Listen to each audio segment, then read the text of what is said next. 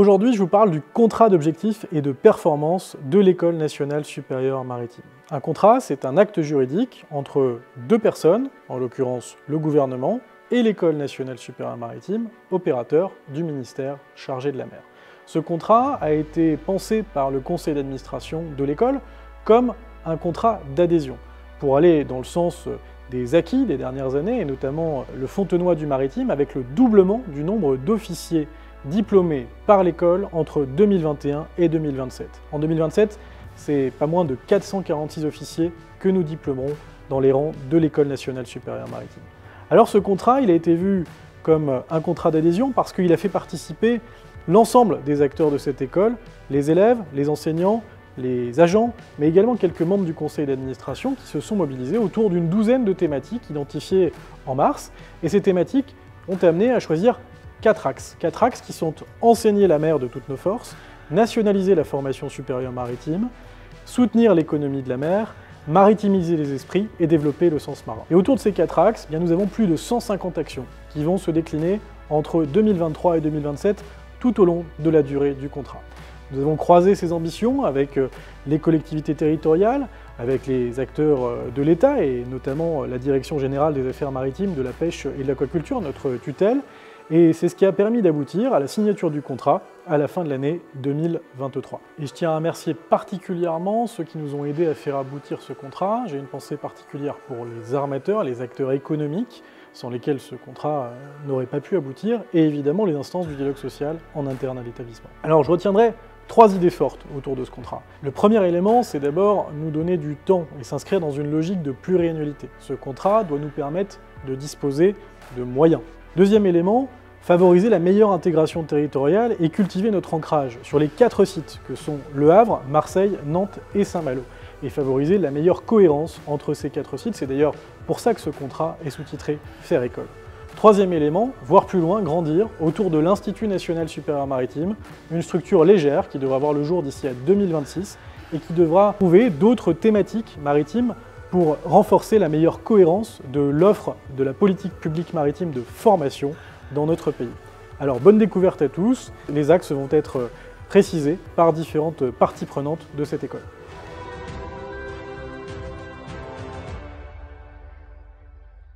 Enseigner la mer de toutes nos forces, c'est avant tout une question de pédagogie. Ça se traduira par l'évolution d'un certain nombre de diplômes, notamment le diplôme d'études supérieures de la marine marchande, mais c'est aussi une question de moyens et de capacité de rayonnement de cette école, en interne comme en externe, par le biais notamment de manifestations culturelles.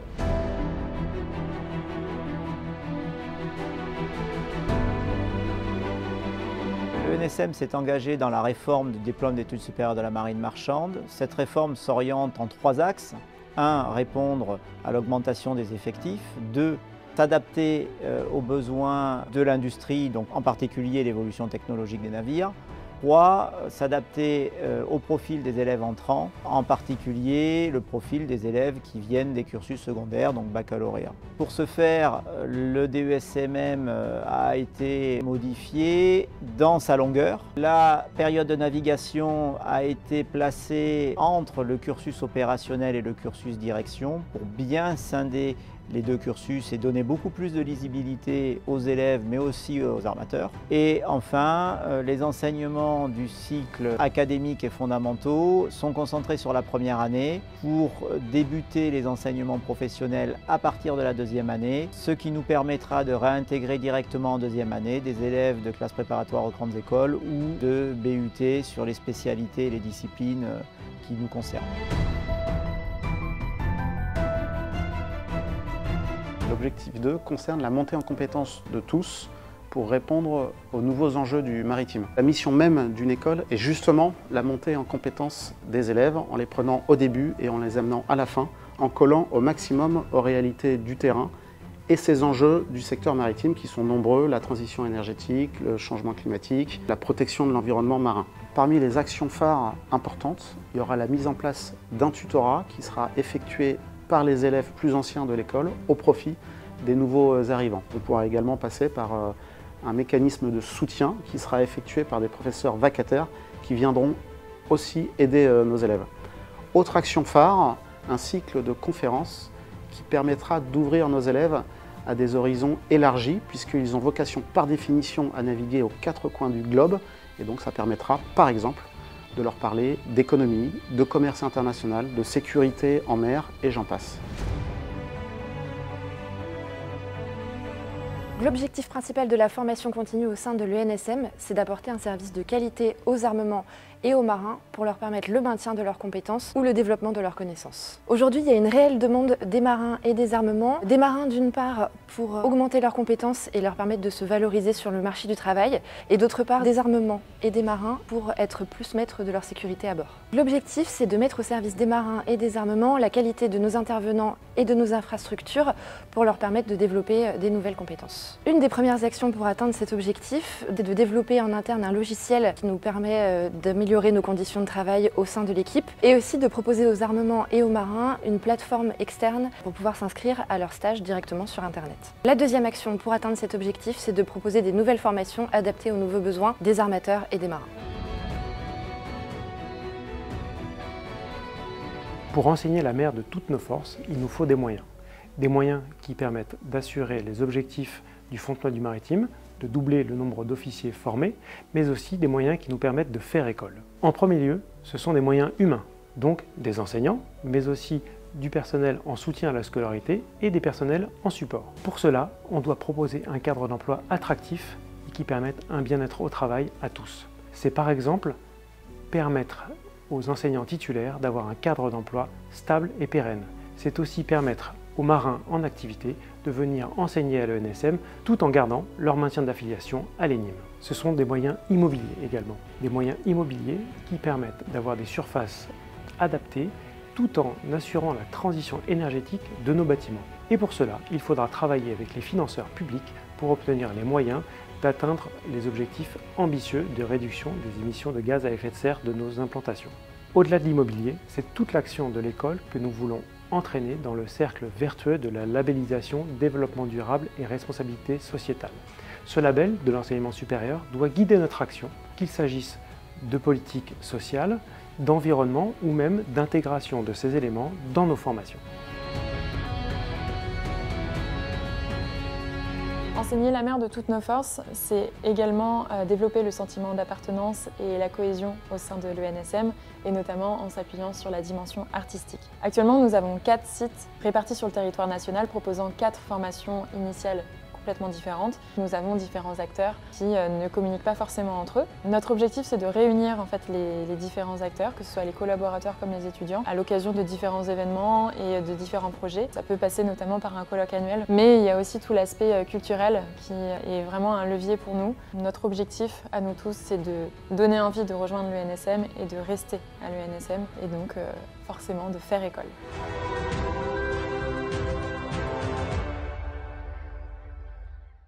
Nationaliser la formation supérieure maritime, c'est aller vers de nouveaux projets avec la construction de l'Institut national supérieur maritime d'ici à 2026, mais c'est aussi renforcer l'intégration territoriale à partir de nos sites, mais également vers les Outre-mer, et puis renforcer notre lien avec la Marine nationale.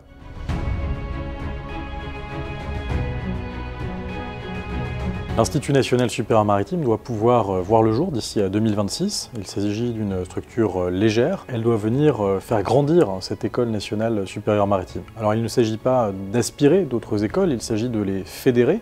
Et au-delà de la marine marchande ou de l'ingénierie en génie maritime, nous souhaiterions pouvoir travailler plus et mieux avec l'industrie portuaire et la logistique, le fluvial, le management des équipages, l'administration de la mer ou encore la planification spatiale maritime.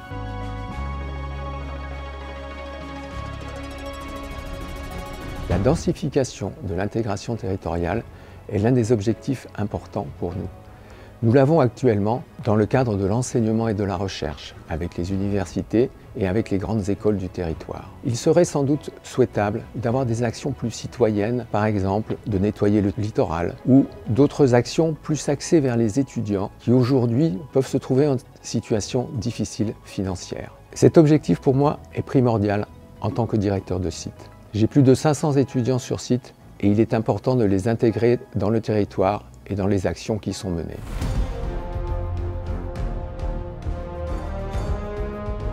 Nationaliser la formation supérieure maritime revient à confirmer nos liens avec notre jeunesse ultramarine et nos territoires. Grâce à des ambitions fortes et précises, telles que la création d'un référent local pour chaque territoire, la facilitation de la mobilité de nos futurs apprenants vers la métropole, la projection de l'ENSM sur les territoires grâce au concept de plateau technique ou atelier école, en s'appuyant sur un besoin par territoire, le développement de partenariats académiques et industriels, les talents ultramarins ne seront pas privés de leur lien avec la marine marchande et l'ingénierie maritime, donc avec l'ENSM.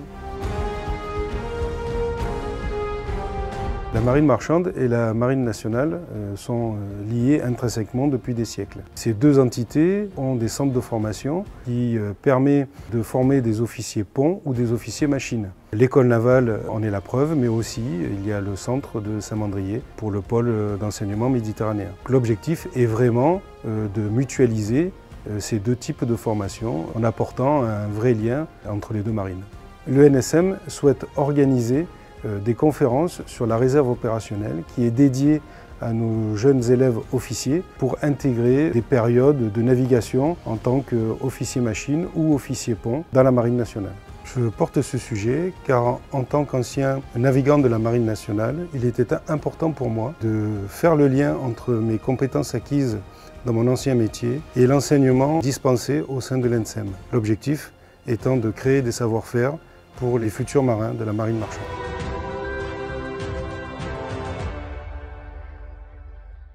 Soutenir l'économie de la mer, c'est aller vers des enseignements qui soient plus en lien avec le développement durable et la transition énergétique du maritime, mais aussi développer nos actions de recherche et renforcer notre dimension à l'international. Aujourd'hui, globalement, le transport de fret maritime, c'est 70% du trafic de marchandises mondial et 20% des émissions de CO2 associées. La lutte contre le changement climatique passe par des objectifs ambitieux de décarbonation, comme celui fixé par l'OMI, l'Organisation maritime internationale, qui vise à réduire de 50% les émissions de gaz à effet de serre du transport maritime d'ici 2050. Pour atteindre cet objectif, l'utilisation d'énergie décarbonée sous ses différentes formes est à encourager et à développer. De ce fait, l'ENSM, qui forme des officiers de la marine marchande et des ingénieurs maritimes, doit adapter ses formations au prisme de cette transition énergétique et préparer au mieux les étudiants à ce changement de paradigme. Dans son nouveau contrat d'objectifs et de performance, l'ENSM prévoit de faire évoluer ses référentiels en intégrant les nouveaux modes de propulsion utilisant le méthanol, le GNL, l'hydrogène ou l'ammoniac, en incluant un module voile dans tous les cursus de formation initiale et en créant un master dédié à la construction vélique. L'école a également pour objectif de doubler le nombre d'ingénieurs en formation génie maritime et de mettre en place un label concernant l'enseignement durable dans ces formations afin de le rendre plus visible. Résolument tourné vers l'avenir, l'ENSM va ainsi pouvoir accompagner et former ses futurs élèves aux enjeux climatiques et économiques de la filière maritime. Pour développer la recherche à des fins opérationnelles, nous avons identifié plusieurs actions, dont la plus importante est de consolider une équipe de recherche multidisciplinaire et intersite. Cela permettra d'aborder des sujets d'actualité, comme les mix énergétiques, la propulsion vélique, la numérisation des systèmes maritimes et la cybersécurité. Pour ceci, nous prévoyons l'embauche des profils d'enseignants-chercheurs et nous avons intégré une dimension de recherche dans le recrutement des nouveaux enseignants. Nous voulons également développer l'activité doctorale de deux façons, en externe avec des codirections des thèses avec nos laboratoires partenaires et en interne avec des décharges d'enseignement pour les enseignants qui voudront réaliser une thèse. Nous voulons également encourager la communication par des articles scientifiques sans négliger la communication en interne. Tout cela pour faire profiter, entre autres, à nos élèves pour qu'ils apprennent à pratiquer la méthode scientifique et améliorer la qualité de leurs travaux. Cela va nous permettre d'améliorer et enrichir nos travaux actuels au niveau national et international, et tout ceci en lien avec nos ambitions d'intégrer la conférence des grandes écoles. L'international, dans ce nouveau COP, va s'articuler autour de 3 thématiques: attirer, capitaliser et rayonner. Pour cela, les actions dédiées à l'international s'enchaînent dans un mouvement circulaire. Parmi les différentes actions liées à l'international dans le nouveau COP, il y aura la possibilité de faire profiter nos élèves de périodes de formation à l'étranger. Aujourd'hui, différentes contraintes nous empêchent de les faire profiter de ces périodes et avec toute la direction générale, nous sommes entièrement mobilisés pour faire lever ces obstacles plus vite.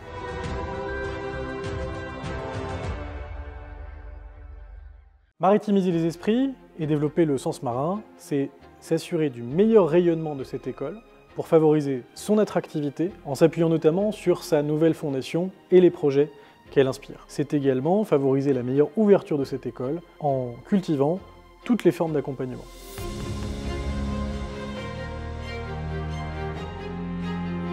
Maritimiser les esprits et développer le sens marin s'appuie notamment sur développer l'attractivité des métiers de la marine marchande, mais aussi de promouvoir en fait, les formations de l'ENSM. Actuellement, on se rend compte qu'il y a une méconnaissance des métiers de la marine marchande sur différents territoires. Notre objectif à atteindre, c'est de donner envie aux 14-20 ans de rejoindre l'ENSM. Nous avons mis en place une stratégie de communication externe. Notre objectif, c'est d'envoyer toute notre communauté ENSM, qui est composée d'étudiants, de diplômés, mais aussi de collaborateurs, d'enseignants et toute autre partie prenante interne à l'école, de rejoindre des lycées ou des collèges sur le territoire national et en Outre-mer, et de promouvoir donc les métiers auprès de ces jeunes qui n'ont pas forcément connaissance de nos formations, des débouchés et de tout l'environnement maritime. Nous devons, à horizon 2027, doubler les effectifs de diplômés. Nous pouvons nous appuyer justement sur la fondation qui nous permet de mettre en œuvre ce plan d'action et de travailler main dans la main pour faire rayonner les métiers de la marine marchande.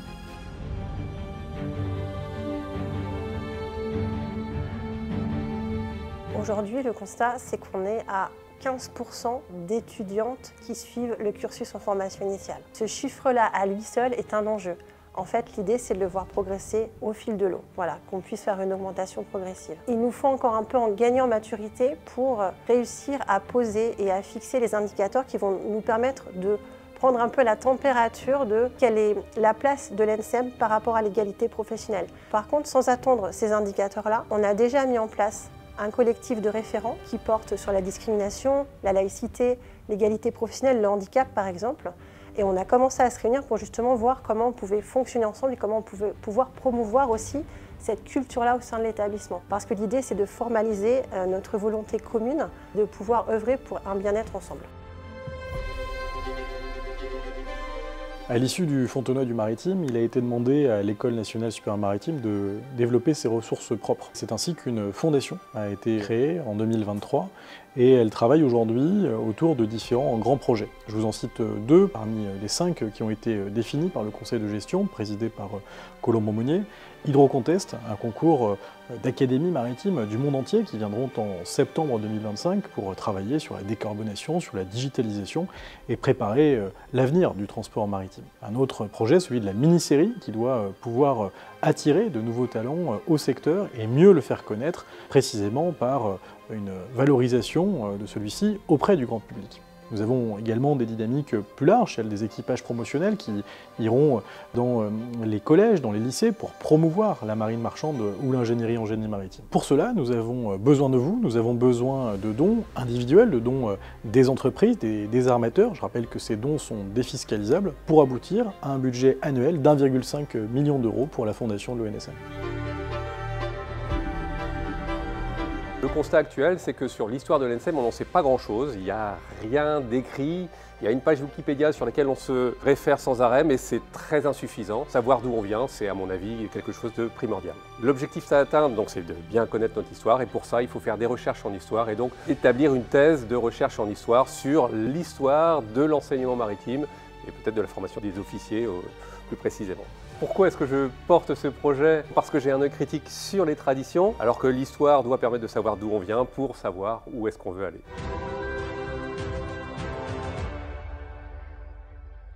Voilà 3 mois maintenant que, au fil des séquences, vous découvrez puis vous approfondissez, puis vous connaissez maintenant notre contrat d'objectifs et de performance de l'École nationale supérieure maritime. Et donc tout d'abord, bien sûr, je souhaite remercier l'ensemble des personnes qui s'y sont engagées, qui s'y sont impliquées pour d'abord l'élaborer, puis le construire, puis l'argumenter, et puis finalement sortir, je dirais, ce contrat d'objectifs et de performance dans sa forme définitive, celle que nous vous avons présentée durant ces quelques semaines. Qu'est-ce que le contrat d'objectifs et de performance? Je rappelle simplement les 4 axes qui ont été développés durant les semaines précédentes. L'axe E, qui est celui d'enseigner la mer, rôle premier de l'École nationale supérieure maritime, et bien sûr de former les officiers de la marine marchande. L'axe N, qui est de rendre la nation à cet enseignement maritime, nationaliser l'enseignement maritime. C'est un travail national, c'est aussi un travail territorial. L'axe S, qui est évidemment de soutenir l'économie maritime, l'ensemble des acteurs de l'économie maritime, les entreprises, les compagnies, parce que c'est par la formation maritime, qu'elle soit navigante ou non, que nous permettrons de recruter les personnels, les jeunes, les moins jeunes, les femmes, les enfants de demain. Et puis ce dernier axe, qui est la maritimisation, c'est-à-dire de faire comprendre à l'ensemble de nos concitoyens l'importance du fait maritime, l'importance de la maritimisation, le fait que la mer est vraiment l'avenir de notre pays, l'avenir de la France. Cette conclusion est très loin d'être définitive, puisque nous avons fait la théorie, et maintenant il faut passer à la pratique, il faut décliner les axes, remplir les objectifs, et là bien sûr je compte sur vous toutes et vous tous pour aller vers cet horizon 2027, qui est notre horizon de ce contrat d'objectifs et de performance. Et si je voulais conclure d'une phrase, j'aurais tendance à dire au boulot.